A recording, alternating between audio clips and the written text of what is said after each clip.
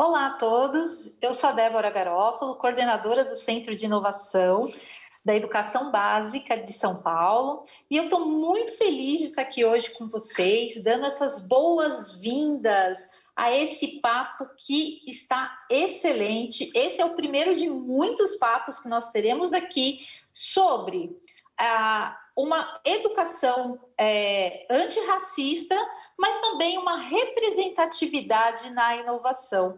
Olha que incrível ter essa oportunidade. Então, aqui teremos uma mesa para dialogar um pouco sobre esse tema com pessoas incríveis que eu vou chamar daqui a pouquinho.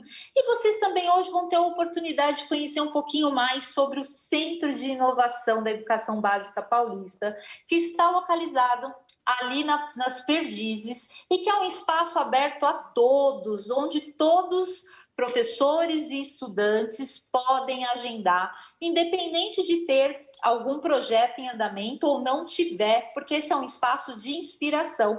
Então vamos conhecer um pouquinho aí sobre os nossos convidados de hoje. E aí eu tenho a honra então de estar aqui com a Naomi Oliveira, a Naomi que é professora, mas ela é também gestora de tecnologia e inovação da EFAP. A nossa querida professora Jennifer Souza, conhecida por todos aí, professora de Sociologia do Centro de Mídia de São Paulo. Também temos a Janaína Jardim, que é professora de História.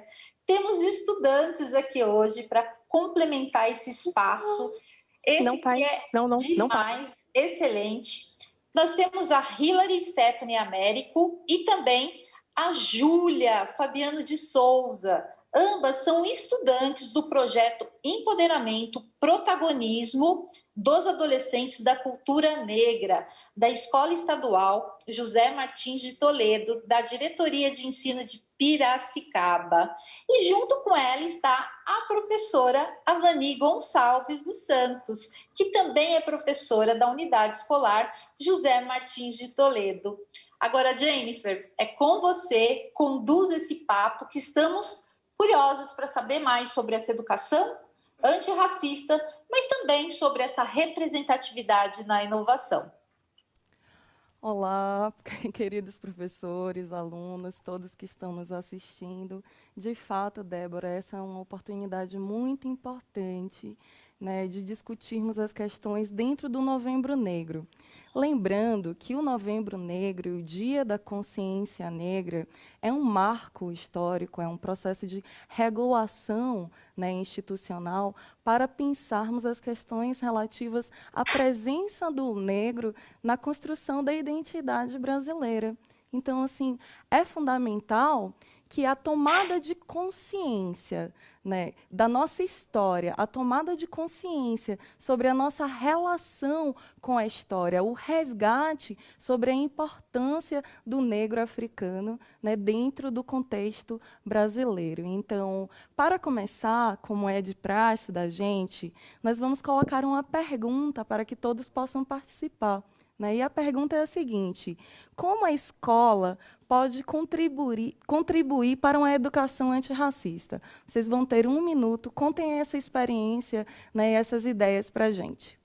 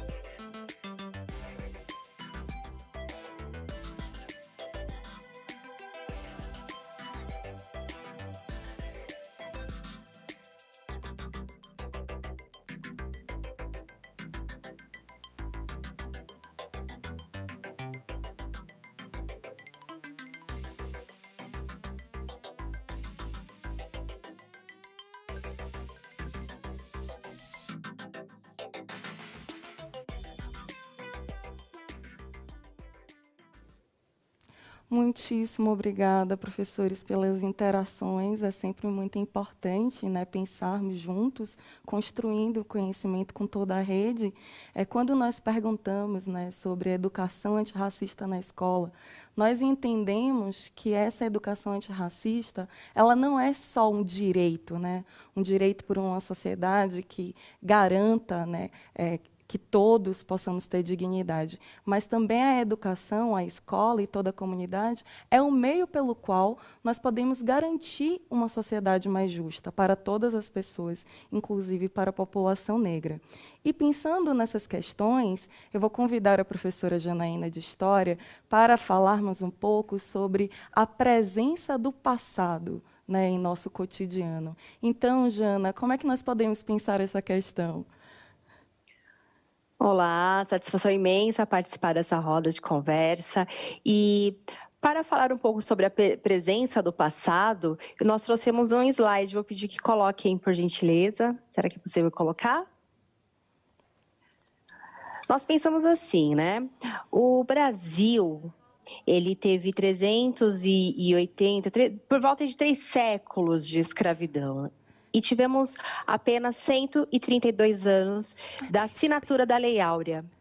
Então, se pensarmos historicamente, o racismo ele é uma permanência da história, uma permanência muito triste da nossa história. Então, como vocês estão vendo aí, olha, vamos olhar aí pelo lado da escravidão. 388 anos de escravidão, né? Foram 3 séculos dessa instituição escravidão no Brasil. Então, o Brasil foi o país que mais importou escravizados.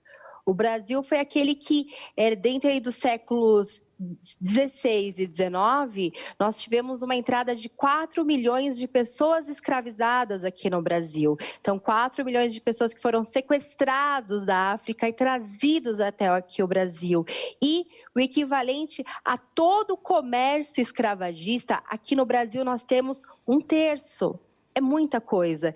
E o agravante de sermos o último país da América a abolir a escravidão. Então, somado aí todos esses fatores, se a gente for pensar aí com dados da história mesmo, né? Esse processo de segregação, ele foi institucionalizado aqui no Brasil, porque mesmo depois da assinatura da Lei Áurea, em 1888, nós ainda tivemos algumas leis que marginalizaram essa imensa população aqui no Brasil.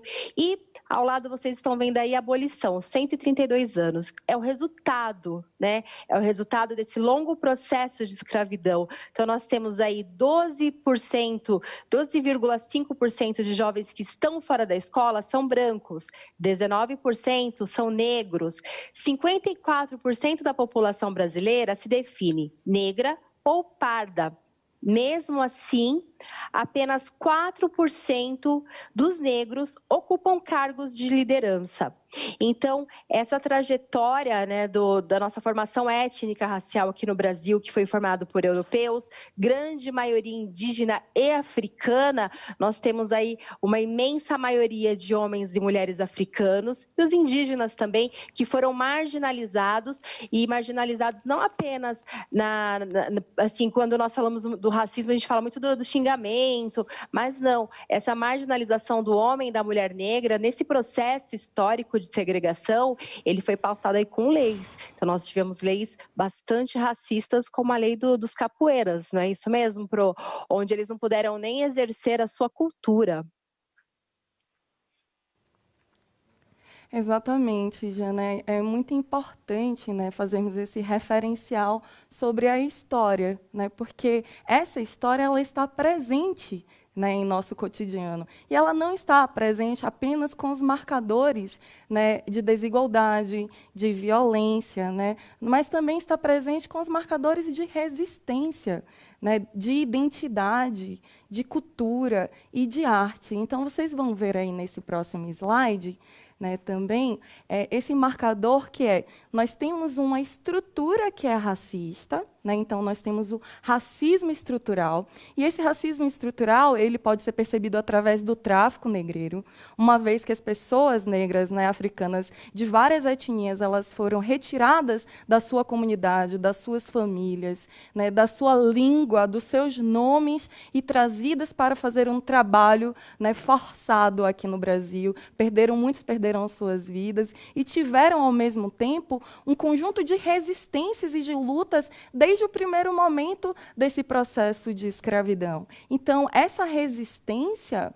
Muitas pessoas falam, né? Falam assim, olha, as pessoas escravas, né? Mas ninguém nasce escravo, né? Nós nascemos livres. E a história, ela conta como a escravidão, ela tem essa perspectiva sobre o domínio, né, de um determinado grupo de pessoas por outros, com várias justificativas, inclusive que os negros não tinham alma. E por muito tempo essa perspectiva durou, até ser desconstruída, e muito por causa da resistência negra. E essa resistência negra, ela pode ser vista com os quilombos, e nós temos como um dos quilombos mais importantes e mais conhecidos, quilombos dos Palmares, né, do Zumbi dos Palmares, que tinha mais de 20 mil negros, né, mulheres, homens, crianças e mesmo pessoas libertas que desejavam construir uma sociedade melhor. Então, nós temos, de um lado, essa perspectiva de uma estrutura racista que existiu no período da escravidão e mesmo no período pós-escravidão,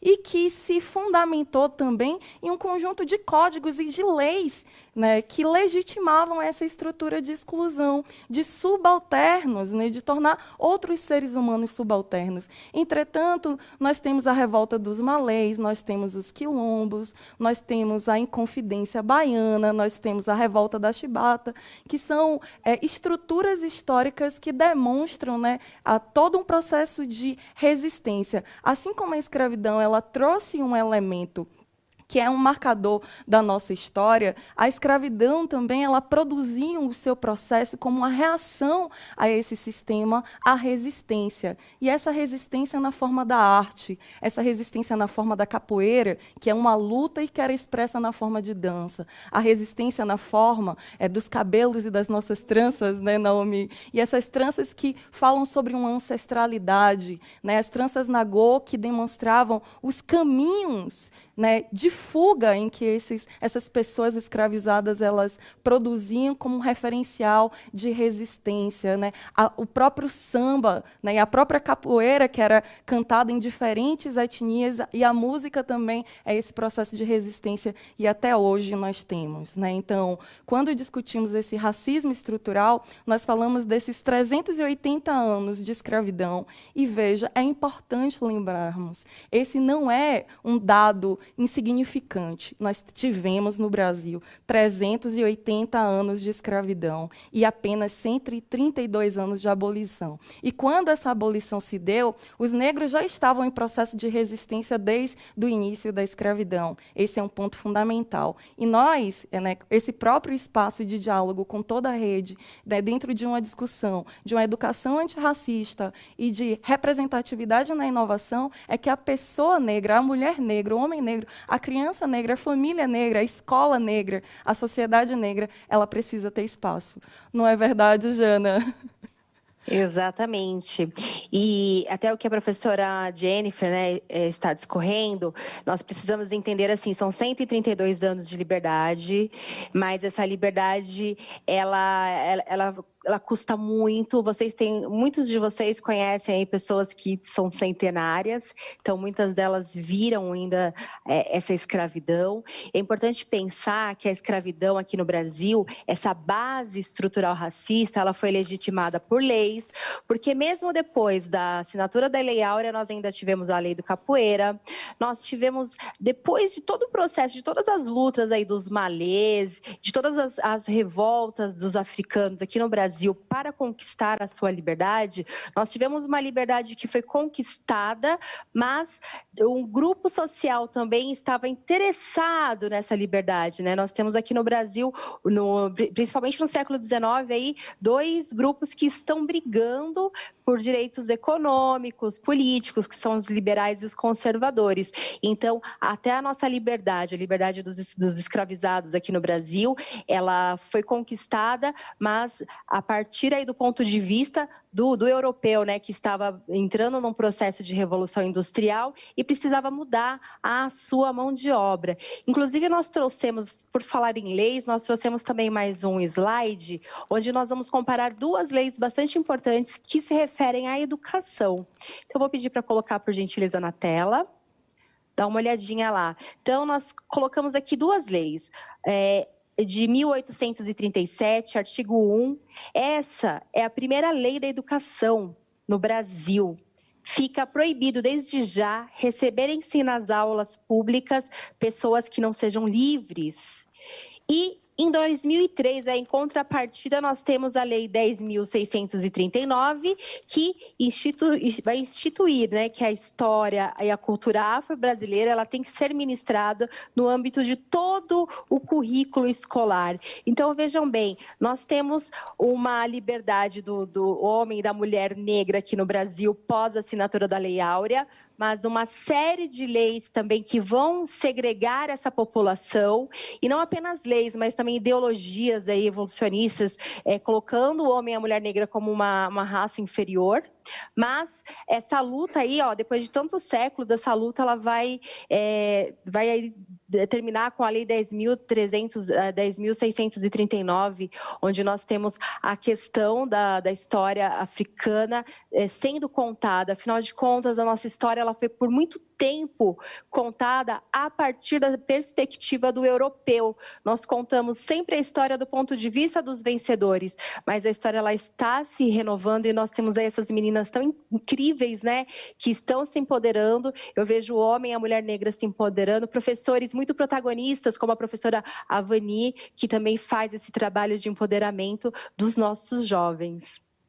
Exatamente, Jana, é muito importante mesmo, né, retomarmos essas questões para pensarmos juntos, enquanto sociedade, enquanto escola, que esses referenciais sobre uma legislação que legitimava um processo de inferiorização e desumanização do outro não tem mais espaço em nosso cotidiano, pelo menos legalmente não. Mas nós sabemos os índices de desigualdade, né? Então, quando falamos do racismo estrutural, nós falamos que, infelizmente, essa estrutura que diminuiu e que inferiorizou a pessoa escrava está presente quando são os estudantes, os jovens, as meninas e os meninos que têm o maior número de abandono, que quando falamos sobre a população pobre, 70% dessa população pobre é a população negra e parda, né? E a população negra e parda é uma conquista do movimento negro, uma vez que foi desse processo de miscigenação,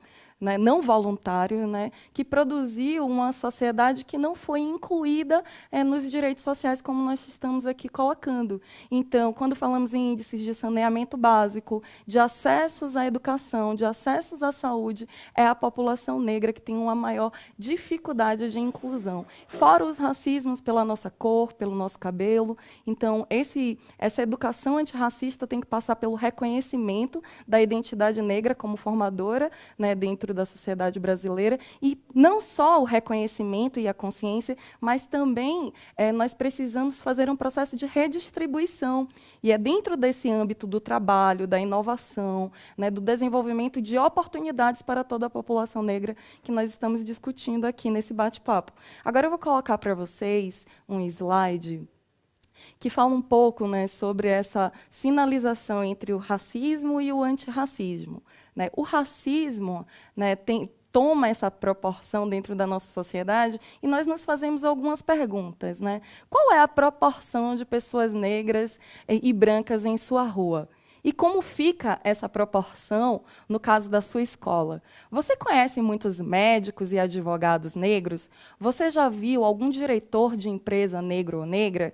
Como você reage a piadas racistas? Esse é o nosso cotidiano dentro de uma estrutura preconceituosa. E o que seria uma educação antirracista? A educação antirracista, primeiro, é o reconhecimento da história. É isso que nós estamos fazendo aqui, quando discutimos os 380 anos de escravidão e 130 52 anos de abolição e, ao mesmo tempo, todos esses anos e séculos de luta e de resistência para a sobrevivência, né? Então, nós precisamos questionar essa estrutura racista, nós precisamos enxergar o valor da negritude, das várias etnias africanas, Jeje, malês, enfim, de vários espaços e de regiões da África, as contribuições para a nossa cultura. Nós precisamos responsabilizar, né, contra o racismo com leis e inclusões como essa lei, né, que permite com que a cultura afro-brasileira seja, né, esteja presente na escola. Nós precisamos consumir, estudar e valorizar a cultura negra, né? Filósofas, teóricas, como a Djamila Ribeiro, a Angela Davis, a Lélia Gonzalez, né? Então, transformar o nosso ambiente, todos os nossos espaços de inclusão. Então, é pensando nesse cenário, né, Joana, de inclusões, de valorização, é que nós chamamos aqui, convidamos a Naomi para falar um pouco sobre a representatividade negra. Olá, gente, tudo bom? É muito importante estar aqui com vocês, com mulheres negras maravilhosas, super fortes. Estava olhando para a câmera errada, agora certo. E é muito importante estar aqui nesse bate-papo. Eu vou falar um pouquinho sobre representatividade. É um termo que a gente tem usado muito ultimamente, mas, às vezes, ele fica muito simplificado. Às vezes, o pessoal acha representatividade tem que ter uma pessoa lá. Pronto, representou. Só que não se fala da importância dessa representatividade e como ela é decisiva até para a construção do nosso projeto de vida, para a construção da nossa autoestima e da nossa identidade. Falando um pouco sobre, né, a área onde eu atuo, de inovação em tecnologia e educação, a gente sempre, quando pensa em tecnologia, inovação, se você pesquisar aí na internet, profissional de tecnologia ou profissional de inovação, você vai ver qual o rosto que aparece. Então, tudo que envolve tecnologia e inovação, coisas do futuro, à frente do seu tempo, coisas que envolvem altos recursos, e a população negra não é vista dentro desse lugar. Assim como todos os locais de liderança, né, a gente vê a população negra num número muito inferior. E em tecnologia não é diferente, em tecnologia e inovação.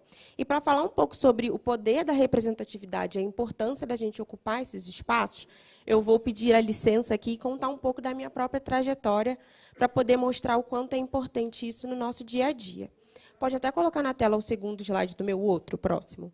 Quando eu era criança, eu sempre fui assim, a pessoa que tinha 1 milhão de ideias ao mesmo tempo. Eu levava ideia de projeto para a minha diretora, eu queria fazer isso aqui na escola. E eu conseguia. Várias coisas da escola que teve, fui eu que inventei. Eu sempre gostei de organizar grupo.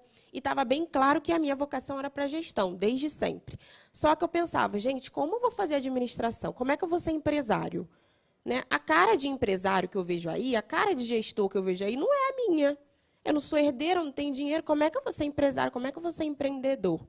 E, infelizmente, na construção do projeto de vida, né, de pessoas negras, de pessoas que vêm da realidade socioeconômica baixa, como é o meu caso, a gente tem um paralelo muito complicado sobre o que a gente sabe que a gente tem de vocação e sobre como a sociedade nos vê e o que a gente, às vezes, nosso maior projeto de vida, pelo menos o meu maior projeto de vida, quando eu era criança, era me sustentar e dar uma vida boa para minha família. E muitas vezes eu pensando, se eu seguir minha vocação, será que eu vou conseguir fazer isso? Será que vai ter espaço nesse mercado para mim? E isso conta muito por conta da representação de um gestor, de um empreendedor, de um inovador que estava no meu subconsciente e estava sendo exposto pela sociedade. Então, para mim, ainda como adolescente, pré-adolescente, foi uma batalha muito grande. Eu gostava muito de gestão. Eu, adolescente, meu programa preferido era aquele Aprendiz. Eu me via ali fazendo brainstorm. Gente, um dia ainda quero fazer isso. Só que eu não sabia em como colocar aquilo em prática. Eu tenho um irmão gêmeo, né, e tenho uma irmã mais velha. E aí, né, quando ela entrou com 16 anos na faculdade, ela entrou na primeira turma de cotas da UERJ, que foi a primeira universidade, né, pública a ter esse sistema de cotas. E ela foi a primeira pessoa da minha família inteira a entrar na universidade.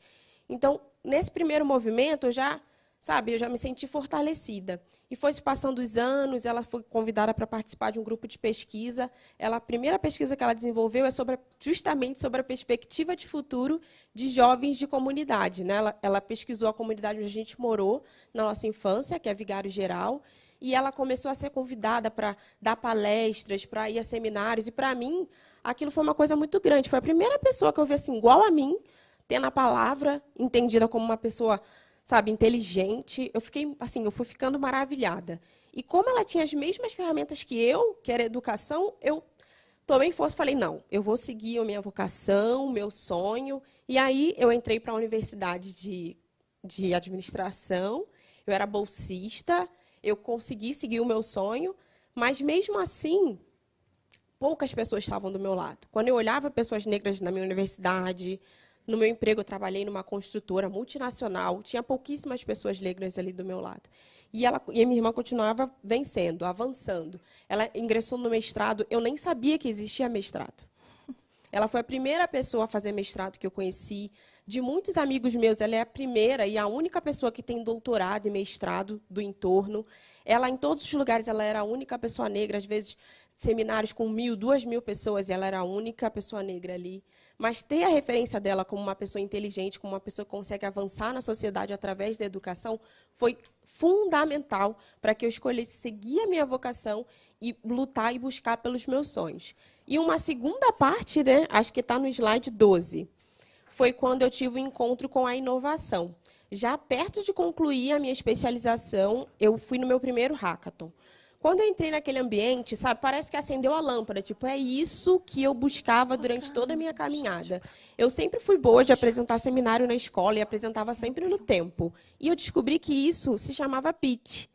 Eu sempre vi a galera da minha realidade, a galera que morava perto de mim, os meus irmãos, todo mundo, a arrumar soluções com pouquíssimos recursos. E eu entendi que isso era startup. Eu entendi que aquele ambiente que eu estava pisando, um ambiente totalmente branco e elitizado, era um ambiente que tinha que ser nosso, porque todas aquelas ferramentas a gente já desenvolve muito bem há muito tempo. Então, todo esse ambiente de inovação e a tecnologia, ela está a serviço de solucionar problemas reais e problemas importantes.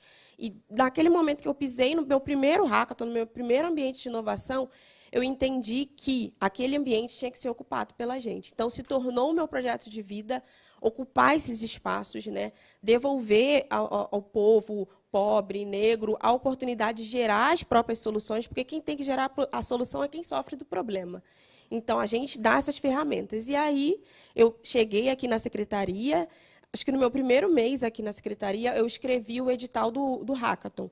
Depois de eu participar de um encontro, ver os estudantes, eu falei, gente, eles são perfeitos, eles têm tudo, eles sabem tudo, eles estão prontos. E aí, passando-se alguns meses, a Débora, né, que abriu aqui, entrou na secretaria e teve a ideia do Movimento Inova. E aí a gente falou, ela, não, tem que ter um hackathon. Eu fui e entreguei, assim, tímida ainda, né? Ah, aqui, ó, tem um edital pronto. Ela falou, tá, você vai tocar. E, assim, 100% do hackathon eu que toco, a gente já está no 2º ano, e assim, não me decepcionei em nada. Ideias maravilhosas, adolescentes super talentosos, né? Eu estou conseguindo cumprir o meu projeto de vida, que é dar essas ferramentas, de alguma forma, apoiar. E eu acho que toda essa história que eu quis contar da minha trajetória é que a representatividade é muito importante. Vocês escolherem optar pelo sonho de vocês é muito importante. Às vezes, quando vocês chegarem lá, só vai ter você. Mas a ideia é que um irmão seu, negro, vai chegar lá na portinha e ver você lá, vai falar, caramba, tem alguém lá. Você vai ser a força para muitas pessoas quando elas chegarem. Então, fico até emocionada. Mas você ter uma representação para você seguir e você ser essa representação é muito importante. Então, ocupem tecnologia, inovação, onde vocês sonharem, ocupem esses espaços, que vai ser muito importante para as pessoas que vêm depois de você. É isso.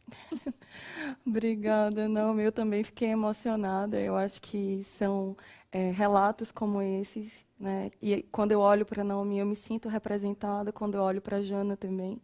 Então, esse é um momento, né, que nós compartilhamos esse lugar de representatividade, que não é só a presença, mas é uma inclusão qualificada com ações, né, que, de fato, propõem soluções. Exatamente. Então, agora eu convido, com muito prazer, a professora Avani Gonçalves para relatar um pouco da sua experiência nesse projeto de uma educação antirracista.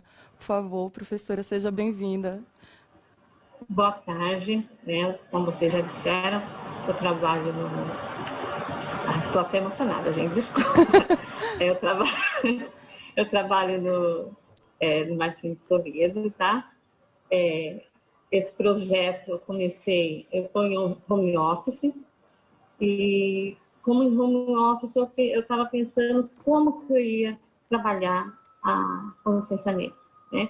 Embora, como eu já falei, eu trabalho durante o ano todo, não só no Dia da Consciência Negra, né? Como a Naomi mesmo disse, a gente tem que trabalhar a representatividade, o pertencimento dentro da sociedade. Então, procuro trabalhar com esse objetivo, de mostrar para os nossos alunos, de mostrar para nossas alunas que eles têm o pertencimento dentro da sociedade, que eles podem ocupar todos os espaços, né? Então, para isso acontecer, a gente precisa trabalhar não só durante a consciência negra, o mês da consciência negra, tem que ser durante o ano todo. Então, eu insiro dentro das minhas aulas contos africanos, músicas, né? Também, no início do ano agora, fiz uma live com a professora Marluce, né? Ela é historiadora, conhece bastante o pertencimento da mulher negra dentro da sociedade. Então, fizemos uma live com ela também. Então, vou inserindo aos poucos, né, todo esse ambiente para que eles se reconheçam, né, esse reconhecimento. Então, a nossa escola, a gente trabalha para quê? Para formar esse aluno protagonista e críticos, né? Então, como eu estava em home office, eu falei, não, vou ter que fazer alguma coisa dentro da escola, mesmo sem estar lá. Então, eu pedi permissão para o coordenador Jorge, a nossa diretora, né, a Lu, para quê? Fazer um cartaz. Só que aí eu precisaria de alguém lá dentro me representando para poder fazer esses cartazes e montar um mural, né, sobre a consciência negra. Então, foi feito isso. Eu imprimi em casa, o coordenador veio aqui, pegou e levou esses cartazes para os alunos estar pintando, montando lá o painel. Só que aí vem a aluna crítica, né? Muito boa. É isso que nós queremos dentro da nossa escola. Ela falou, vem cá, mas por que só apenas um cartaz? Por que só apenas um desenho? Né? Então, foi aí que a gente começou a mediar, né? Que o professor tem que fazer a mediação. Então, se a gente quer um aluno protagonista, a gente tem que deixar abertas as portas para ele poder ser esse protagonista. Então, a Hillary começou a engajar esse projeto, né?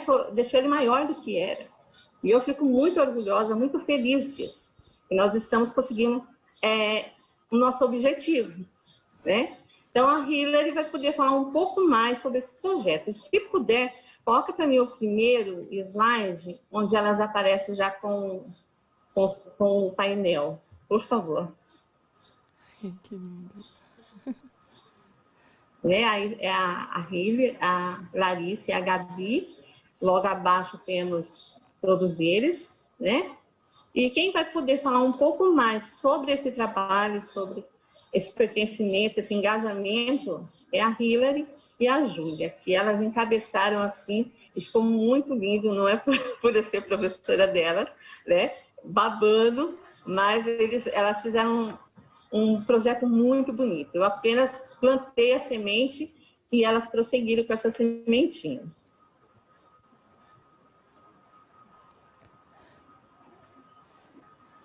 É isso aí, meninas. Agora está com vocês. Contem pra gente esse projeto lindo de protagonismo e empoderamento. Boa tarde. Primeiramente, queria agradecer nesse momento estar aqui. E o projeto começou por uma simples palavra, por uma simples pergunta. Eu falei, eu não quero só fazer um desenho, eu não quero engajar só um desenho, quero fazer uma coisa maior. Por que não algo maior?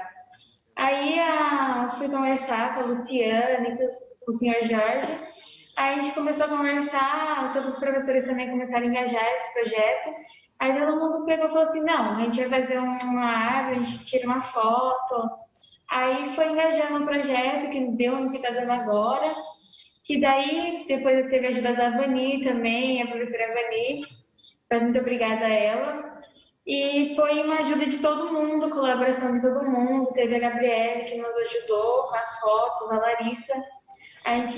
Foi uma coisa coletiva, que eu queria fazer assim, não, por que não fazer algo maior e para todo mundo ver? Para todos os meninos e meninas negras da escola não se mostrarem pra gente, né? Aí fiz o projeto, ficou maravilhoso o projeto. E agora a gente está aqui falando com vocês, falando sobre o projeto. Foi uma honra estar para cá. E aí a Vaninha conversava com a gente e falava para a gente fazer, distribuir esse trabalho para mais jovens, trazer mais jovens para a escola. Aí foi trazendo que deu nisso que está dando nesse momento. Boa tarde. Eu sempre me interessei por esse tipo de projeto pelo fato de querer mostrar mais a beleza negra, né? Aí eu fiquei super feliz, super animada pelo fato de que a escola está indo por mais além, está todo mundo reconhecendo o nosso trabalho, fico super feliz, super animada com isso. Pelo fato de que, tipo, a gente está conseguindo levar isso por fora dos muros da escola. Então, isso é uma coisa muito legal, muito importante para os alunos, etc., para todo mundo em geral. Então, é muito bom, muito importante. Daí a gente está sempre batendo na tecla, falando sobre a beleza negra, a cultura afro. Então, é sempre importante a gente estar falando sobre isso, fazendo projetos. E eu fico muito feliz, porque a escola está proporcionando várias oportunidades para a gente e para todos os alunos também. Lembrando que teve a ajuda de um dos alunos da escola e também teve a ajuda de um pai dele, que tirou foto nossa para o dia 20. Aí a gente fez, ele chamou a gente tirou umas fotos, ficou maravilhoso também. E a gente teve várias oportunidades nesse dia. Eu acho que se a gente não tivesse pisado na tecla, não tivesse falado o que a gente falou, eu acho que a gente não estaria nesse exato momento falando sobre isso agora. Eu acho que todos os alunos que estejam vendo isso, todas as professoras, todas as pessoas que estejam vendo isso nesse exato momento, deviam pelo menos uma vez na vida falar, olha, eu não estou achando certo isso, eu quero fazer algo mais, eu quero ser mais. Porque se a gente não falar, se a gente não ser mais do que a gente é, a gente nunca vai saber se aquilo lá vai dar certo. Mesmo que não dê certo, a gente tentou. A gente fez, a gente veio, falou. Porque na nossa cultura é muito difícil algum negro questionar aquilo que aconteceu. Porque quando a gente é negro, a gente já nasce sabendo que a gente tem que ficar daquele jeitinho na sociedade, ouvir o que as pessoas têm para falar.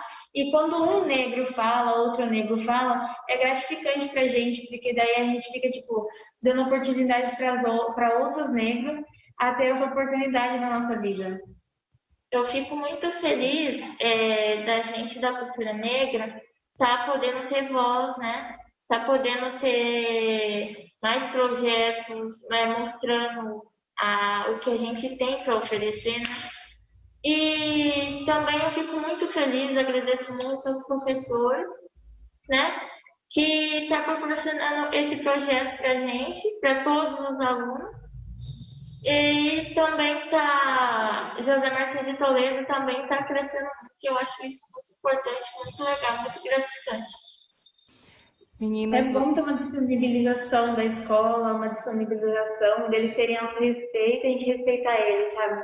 Eu acho que a protagonização deles e a nossa foi gratificante ter esse trabalho. Foi muito bom ter esse trabalho porque a gente se animou bastante, todo mundo fez uma coisinha diferente. Acho que todo mundo se animou, ficou muito legal. E eu acho que a escola ajudou bastante a gente, porque mesmo estando naquele curto período, eles ajudaram enormemente a gente. E as meninas também, mesmo algumas não querendo tirar fotos pelo padrão de estar, pelo não gostar do seu corpo, todo mundo se ajudou, a gente fez um coletivo para fazer fora do padrão, para aumentar a inovação negra, para a gente lutar contra os nossos direitos, porque é assim que a gente vai chegar bem longe e tomara que não só o nosso trabalho esteja aqui, como outros estejam aqui nesse exato momento. Muito obrigada, Hilary e Júlia. Nós vamos aproveitar agora que vocês falaram de forma tão potente, né, sendo uma representação de fato para todos os estudantes da rede, dentro de um protagonismo fantástico.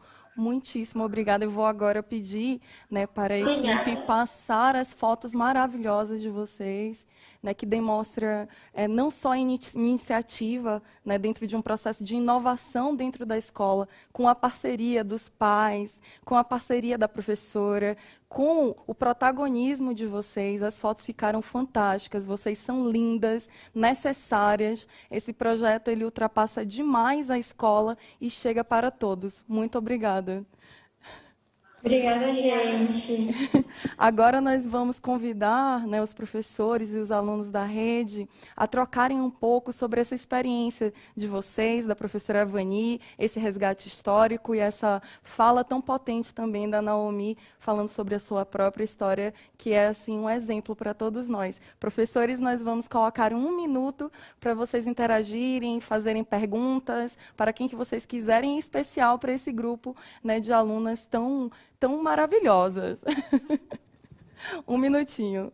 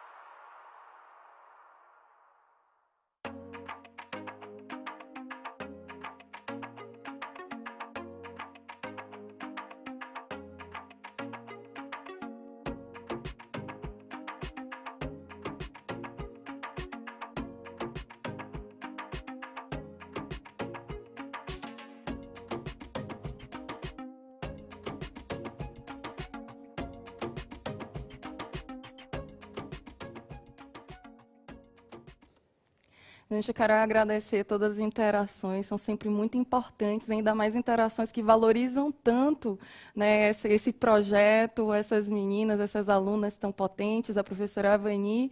E nós tivemos, como o nosso tempo está curto, meninas, teve uma pergunta, né? Se vocês, falando para os alunos da rede, a partir dessa experiência de protagonismo, qual é o recado que vocês dão para os nossos alunos sobre empoderamento e protagonismo negro? Eu acho que eu daria como uma frase para eles sempre fale o que você tem a dizer, sabe? É sempre bom você impor e também expor o que você quer fazer. Seja forte, que vai ter vezes que você vai cair, vai ter vezes que você vai se machucar, mas levanta e continua. Na vida vai ter várias oportunidades. Se essa não deu certo, é porque uma melhor vai fazer. Levanta a cabeça, você é linda, você é bonita, maravilhosa. Se empodere, porque tem muita coisa boa vindo por aí, entendeu? O nosso povo preto está cada vez mais vencendo, entendeu? E não é fácil no começo, mas depois você começa a perceber a beleza que você tem, por dentro e por fora. Perfeito. Muito obrigada, meninas. Agora eu vou passar aqui a palavra para a Naomi, que vai apresentar um vídeo super necessário para a gente, não é, Naomi? Vamos lá. Gente, a gente está com o Centro de Inovação da Educação Básica Paulista, que inaugurou dia 18, e eu tive o prazer, junto com os professores do Centro de Inovação, de montar uma trilha chamada Consciência Negra e Inovação. Né? Você que quer conhecer o Centro de Inovação, que quer participar dessa trilha, é só você ir lá no site, pegar os contatos e agendar, não deixe de fazer isso. E agora a gente vai conhecer um pouco mais sobre as salas do Centro de Inovação e um pouquinho também sobre essa trilha super especial. Pode passar o vídeo.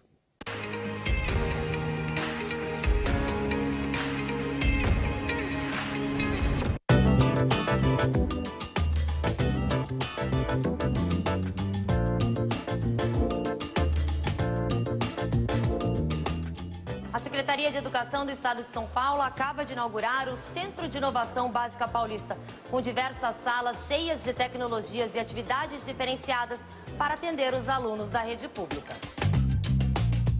Eu sou Naomi Oliveira, eu trabalho aqui na Secretaria, no Centro de Inovação, cuidando da frente de Tecnologia e Inovação. Aqui a gente está na sala 1 do Centro de Inovação, o Hub de Inovação. Aqui é onde a magia acontece. Aqui a gente não tem muitas máquinas, computadores, mas é aqui onde a gente desenvolve a ideia e a criatividade dos estudantes. Nesse momento, a sala ainda não está ocupada pelas startups, mas em breve a gente vai ter empresas do mercado aqui conversando com nossos estudantes, desenvolvendo ideias, mostrando projetos de vida que eles podem seguir e principalmente desenvolvendo ideias que eles têm para negócios, tecnologia. Aqui a imaginação e a criatividade estão soltas. Para essa atividade da nossa trilha da consciência negra, eles começam aqui pensando em desafios que a população negra tem e como a tecnologia poderia ajudar. A gente já tem uma estudante aqui que ela adora cuidar dos cachos delas, que são lindos. Ela pensou em como articular a reciclagem das embalagens, um aplicativo para juntar todas essas pessoas. Já tem uma outra que gosta muito de ler, então criar alguma ferramenta tecnológica que incentive a leitura de autores negros. Então eles estão aqui criando, pensando em desafios, mas principalmente pensando em soluções através da tecnologia para resolver. Leandro Rafael, professor do CIEBP da sala Computação na Prática. A sala Computação na Prática trabalha na interface entre a tecnologia plugada, tecnologia high-tech, computadores, placas de programação, e a desplugada. Então aqui nós desenvolvemos muitas atividades utilizando o pensamento computacional, sempre de uma forma lúdica, divertida, envolvendo games, jogos, tabuleiros. Então aqui o nosso objetivo é desenvolver principalmente a criatividade, porque eles desenvolvem, eles são os autores, eles são os protagonistas, e além disso, o pensamento lógico-dedutivo, né, com o pensamento computacional. Então, na atividade de hoje, nós vamos desenvolver um jogo de tabuleiro que é de origem africana, e esse jogo de tabuleiro que exercita, né, parte de estratégia, de lógica, nós vamos incrementar ele com um placar digital, um placar eletrônico com as placas microbit.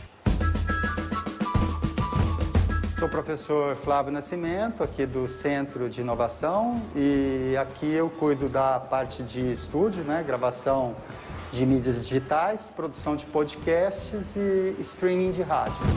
Nessa sala, como vocês estão vendo, ela tem uma pequena estrutura que nos permite gravar, editar podcasts, fazer streaming de áudio, né? E temos também uma estruturazinha para captação de coisas mais simples para YouTube. Ela é uma sala de apoio, né, em relação às outras salas aqui do CIEBP. Então, tanto a gente pode utilizar para dar publicidade para projetos que eles desenvolveram aqui, como pode utilizar também para apoiá-los em projetos que eles vão levar para as escolas deles. Por exemplo, fazer um programa de assembleias participativas dentro da escola, fazer um programa noticioso para falar de assuntos da comunidade na qual eles se inserem. Então, é uma ferramenta que está a serviço tanto dos projetos que eles vão desenvolver fora daqui do CIEBP, capacitando-os, né, a utilizar esse tipo de equipamento, a editar e etc., como também servir para reportar atividades que esses grupos desenvolvem aqui. Então, por exemplo, um grupo desenvolve uma atividade lá na sala 7 que envolve a impressão 3D. A gente pode utilizar também essa estrutura para documentar esse processo e depois eles terem esse material para lançar no canal do YouTube, por exemplo. Meu nome é Paulo Sérgio Gumiero, né, e trabalho aqui no Centro de Inovação da Secretaria de Educação do Estado de São Paulo. Essa sala ela foi construída com o intuito de ser realizado trabalhos e projetos mão na massa. Além, lógico, de trabalhar também a questão da programação com os estudantes e tal. Mas, geralmente, os projetos são realizados aqui na mão na massa, né? Utilizando equipamentos, materiais, mesmo para a realização de projetos educacionais voltados ao currículo. São projetos, às vezes, que são desenvolvidos aqui, que utilizam materiais como motores, materiais como fios, jumpers, né? Que a gente utiliza muito, às vezes até mesmo solda, que a gente pode utilizar nesse contexto desses trabalhos e tal. E outros materiais também, parafuso, às vezes pode até ocorrer da gente utilizar também outros materiais como martelo, chave de fenda e tal, para a realização desses trabalhos. E o material reciclável também, que a gente utiliza muito. A gente montou com os alunos um robô escova, né? Bem simples e tal, mas para demonstrar um circuito elétrico. O aluno ele pode aprender através do Scratch. O Scratch é uma programação em blocos, né? Bem fácil, bem simples de ser utilizada, entendeu? Existe o site do Scratch, onde o aluno pode aprender a programação de maneira prazerosa, não tão complicada, e que ele possa conhecer e aprender um pouco sobre essa nova linguagem. A programação ela é importante hoje, a tecnologia é constante no nosso dia a dia e a programação praticamente faz parte, né, do nosso cotidiano. Então é importante o aluno aprender essa nova linguagem. Sobre o Dia da Consciência Negra, nós vamos trabalhar um pouco diferente. Nós vamos trabalhar com metodologias ativas com gamificação, é um game. Então nós preparamos aqui um jogo, entendeu? Em que o aluno vai participar interagindo ali com as questões que serão realizadas a ele. Então, a cada fase que ele for passando, né, existe uma questão, ele vai respondendo, então nós utilizamos até mesmo o QR Code como uma pista para ele, né, conseguir, né, ali uma pista para poder, entendeu, desvendar quem é um personagem. Nós colocamos personagens da história, do passado, e personagens também contemporâneos, que às vezes até muitos não conhecem, que fazem parte, né, da história. Então é mais ou menos esse ciclo de atividades que nós estamos pretendendo hoje.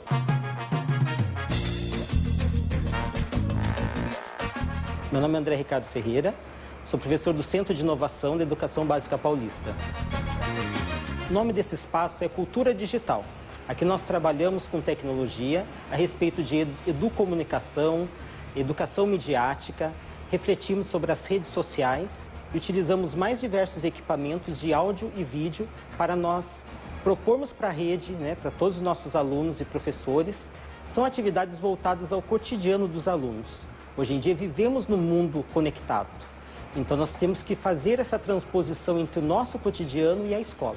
As atividades desenvolvidas envolvem o pensamento crítico, né, principalmente as ações plugadas e desplugadas. Nós tentamos desenvolver o pensamento computacional dos nossos alunos, utilizando as diversas tecnologias para facilitar o seu cotidiano na nossa aprendizagem.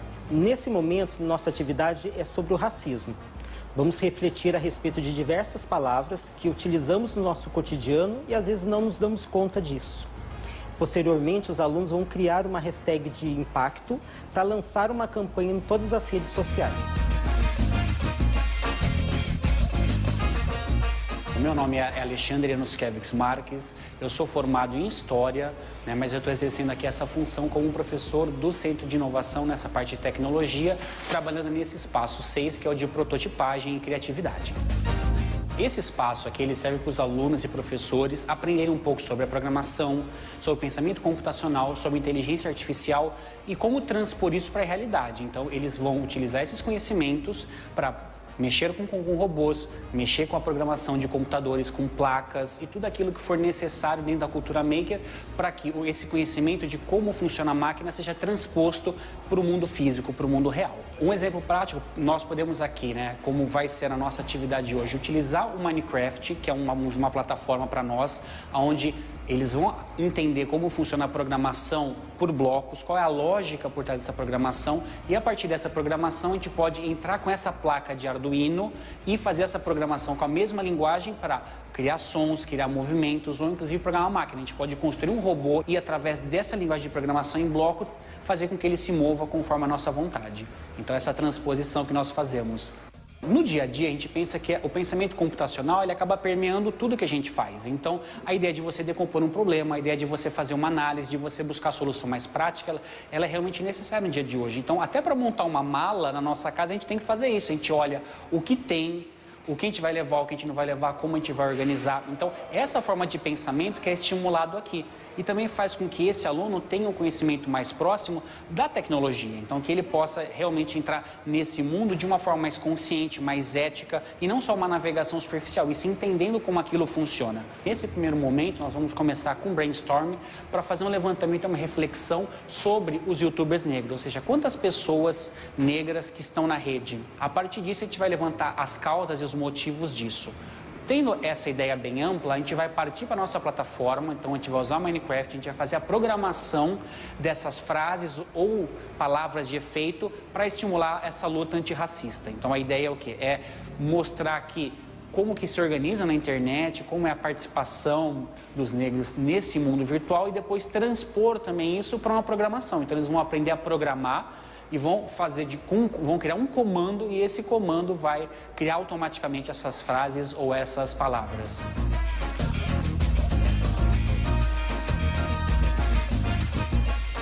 Olá, meu nome é Marcelo, eu sou professor do Centro de Inovação da Educação Básica Paulista e é um prazer hoje poder apresentar a sala de prototipagem e fabricação digital, que é a sala onde eu estou trabalhando atualmente.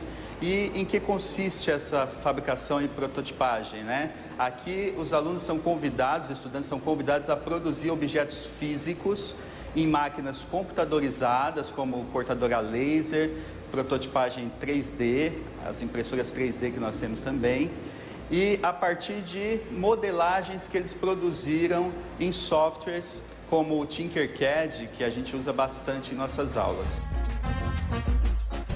A prototipagem digital e a fabricação digital, elas têm a sua dificuldade quando elas são tratadas num nível mais profissional. Aqui, como é uma introdução a esse mundo da fabricação digital, a gente procura dar preferência a softwares que são bastante indutivos, bastante intuitivos e que podem ser, desde o primeiro momento, mobilizados para fazer um produto, um objeto físico, desde o primeiro contato que o aluno tem com eles. Então não é difícil, aliás é bem fácil, todos os alunos já no primeiro contato com um software como o Tinkercad, por exemplo, podem produzir um objeto digital que depois será convertido num objeto físico numa das nossas máquinas cortadora ou a de impressão 3D. É sempre gratificante ver a satisfação com que os alunos entram nesse universo, né? Porque é um universo que já faz parte da vida deles. A tecnologia já permeia a vida dos nossos jovens e eles ficam muito encantados com tudo isso. Ter essas máquinas que eles têm aqui totalmente acessíveis para eles desenvolverem os projetos deles é assim algo fantástico. Isso agrega porque eles começam a poder, a partir de uma prática, né, materializar projetos que eles desenvolvem nas outras salas, que são salas que propõem sempre um desafio para eles. Por exemplo, hoje nós tivemos na sala 1 um desafio que foi lançado para eles e eles tiveram de pensar em uma solução para um problema que foi apresentado. Na aula aqui na sala da prototipagem digital, o que vai ser proposto? Que eles materializem esse objeto, que eles fabriquem um objeto digital que de alguma forma remeta a essa solução que eles pensaram lá. Então, é tudo que a gente quer, né? Alunos que estejam pensando em soluções para os problemas atuais e que, de alguma forma, a gente consiga operacionalizar aqueles objetivos de aprendizagem que a gente tanto fala na escola e que, às vezes, é difícil, porque a gente fala muito na teoria, mas na prática, quando o aluno tem de colocar a mão na massa e fabricar alguma solução para algum projeto, eles às vezes não tinham. Hoje eles têm tudo isso aqui no nosso centro de inovação. Então, como a gente trabalha aqui sempre integrado, lá na sala de hub foi proposto um problema inicial, como eu falei. Então, eles tinham que pensar em uma solução que agregasse essa questão da consciência negra atrelada à tecnologia. Tá? Então, eles vão trazer o que eles pensaram lá. Na sala de cultura digital também foi proposto a criação de uma hashtag. Então, quando eles chegarem aqui, a gente vai materializar de alguma forma, ou na impressora 3D ou na cortadora a laser, a gente vai materializar aquela ideação que eles trouxeram dessas outras atividades.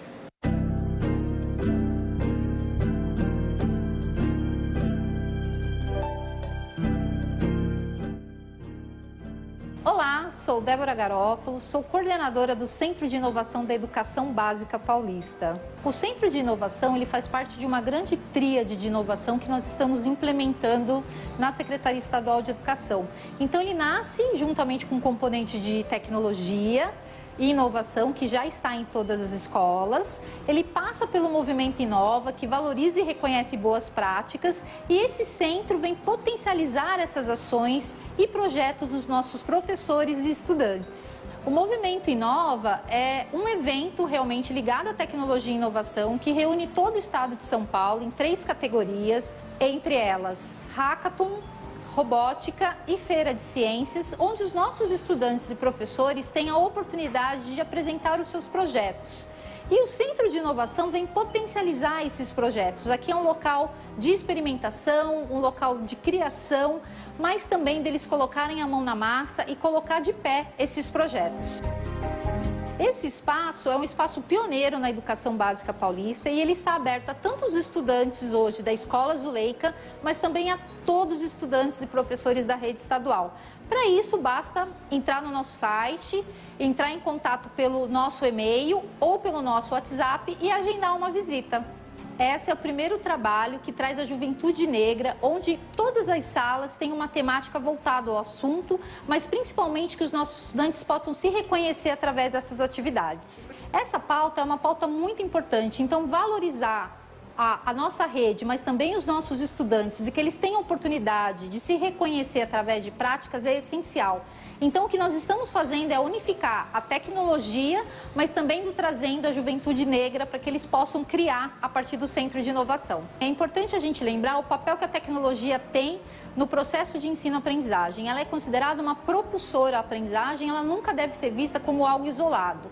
Aqui os nossos estudantes vão ter oportunidade de ter acesso à tecnologia de ponta, mas também lembrar que para fazer essa tecnologia de ponta é preciso trazer as metodologias ativas, praticar outras formas de aprendizado. Então o Centro de Inovação ele é muito voltado nessa cultura de inovar, mas de trazer essa experimentação, esse mão na massa a práticas pedagógicas.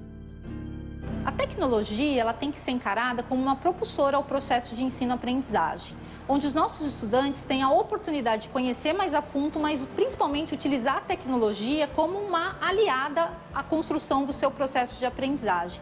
E dentro dessa linha, entender que a tecnologia ela não só depende de aparatos tecnológicos, que ela também tem uma questão de metodologias, de trabalhar, por exemplo, o designer thinking, as metodologias ativas, para que esse processo realmente seja efetivo para os nossos estudantes. Além disso, tem uma outra ótica que a gente está trabalhando aqui no Centro de Inovação.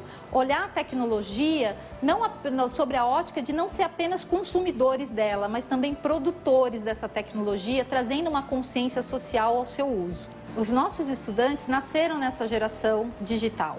Então, fomentar isso realmente aliado ao propósito de vida desses meninos e meninas é fundamental. Só que é necessário trazer essa questão da consciência, né? O que é o uso da tecnologia e como eu faço um bom uso dela, principalmente no processo de ensino pedagógico. E depois, futuramente, como eu vou agregar essa tecnologia ao mercado de trabalho. Então, o Centro de Inovação, ele também tem esses pilares de trazer um pouco dessa vivência para os nossos estudantes, trazendo a tecnologia para o processo de aprendizagem.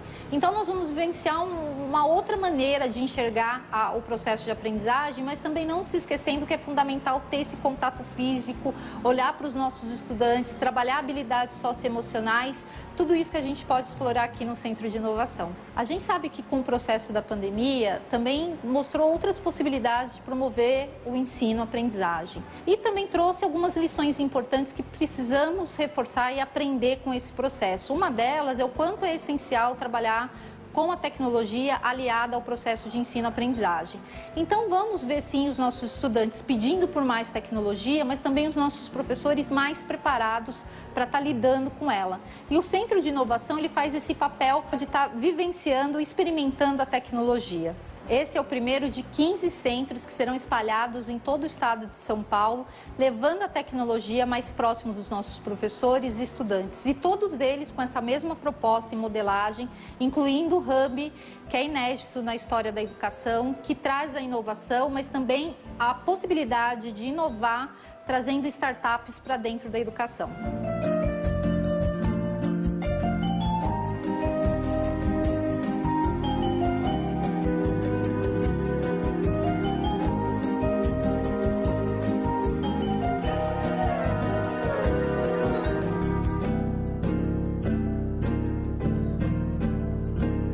Esse vídeo foi um lindo convite, né, de aliar as questões de inovação e protagonismo com as questões da consciência negra, que combina muito com todo o protagonismo, e nós começamos agradecendo a professora Avani, a todas as alunas, né, com todo o seu potencial, e nós aprendemos muito com vocês, muito obrigada. Eu vou agradecer a Naomi, a Débora, a professora Janaína, e nós queremos deixar uma mensagem, né, entre tantas que nós discutimos aqui.